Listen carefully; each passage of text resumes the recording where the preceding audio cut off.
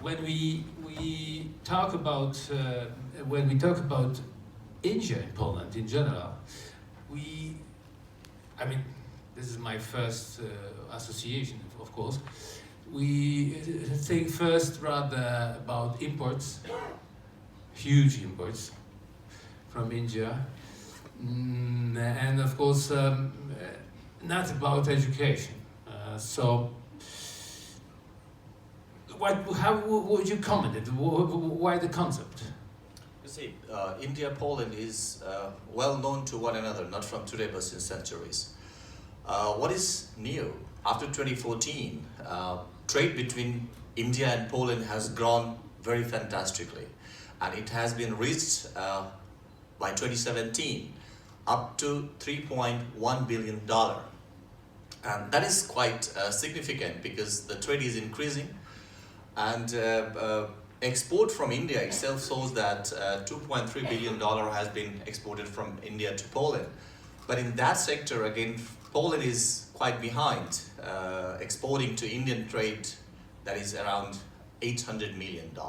So how do you think, I mean, this is a question, of course, I mean, this is unbalanced situation between both countries.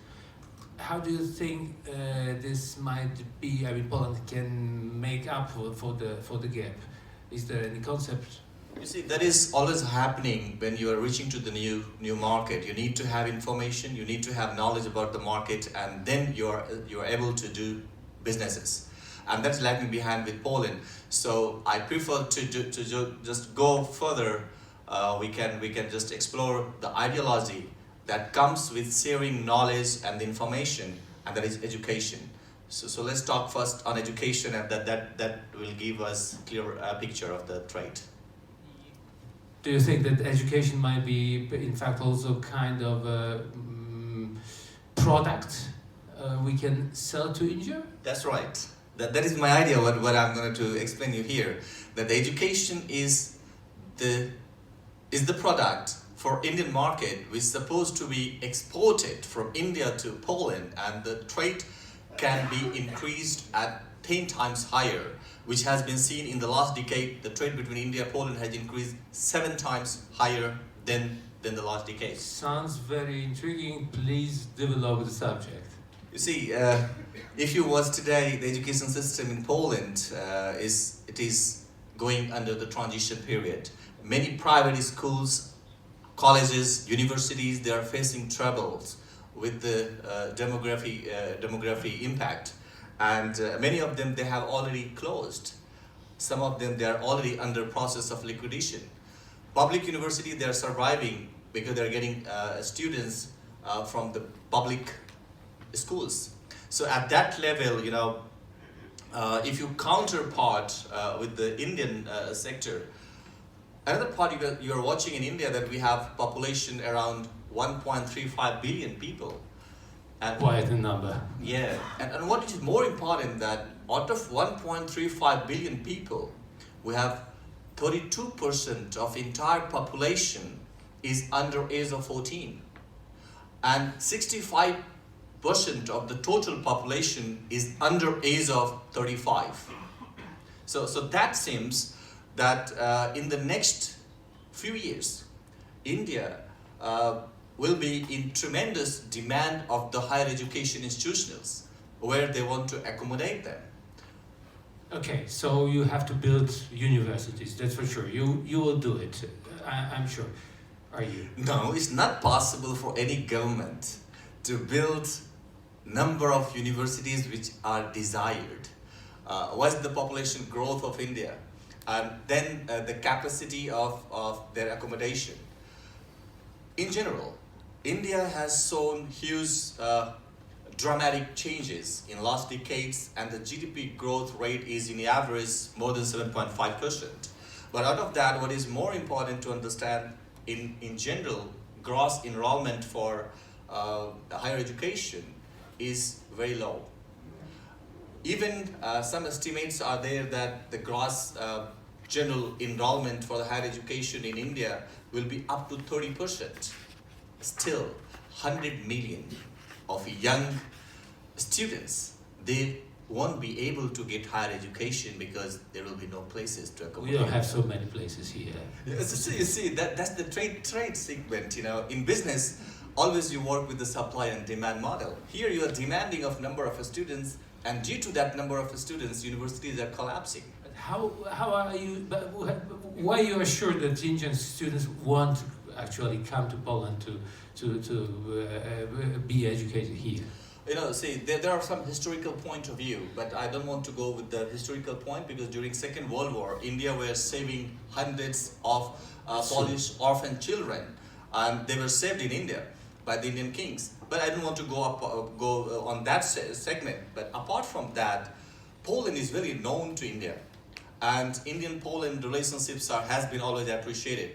But what is important here now, for Indian education system, children, they are always taught pay and get the better education. And in generally, middle class or the developing nations, we have learned from our childhood, if you want to get better life, you need to get better education. So in that segment, what's happening in these days, middle class is growing. How big this middle class in India is? Wow, that is quite interesting question. We have more than we have more than 600 million people.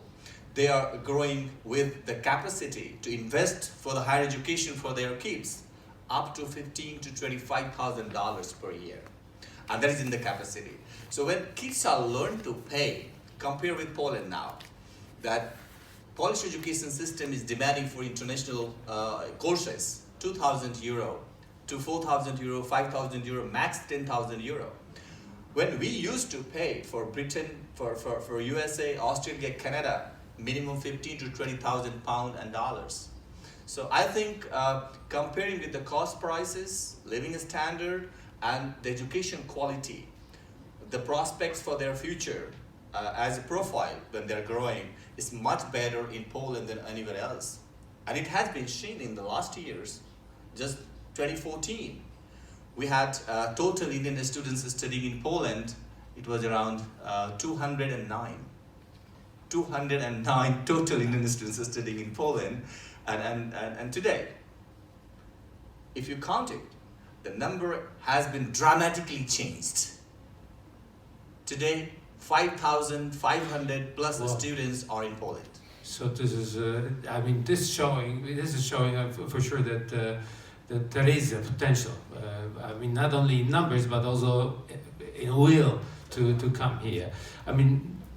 Okay, what shall we do? As an education sector in Poland, to bring them here? Actually, is there anything we can do? Yeah, that's right. Because Poland is quite attractive for Indian students and education system, because you have historical institutions, good quality of education, technology, and you're providing them at a lower cost. So what we need to do is just provide better courses taught in English language.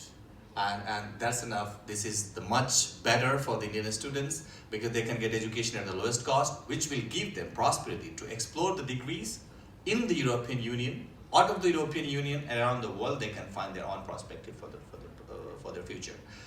What is more important is, for example, in India, even you want to get better education to go to the higher educational institutions, for example, Indian Institute of Technology or Indian Management Institutes, it's so difficult to get admission because we have to give written examination to get admitted there.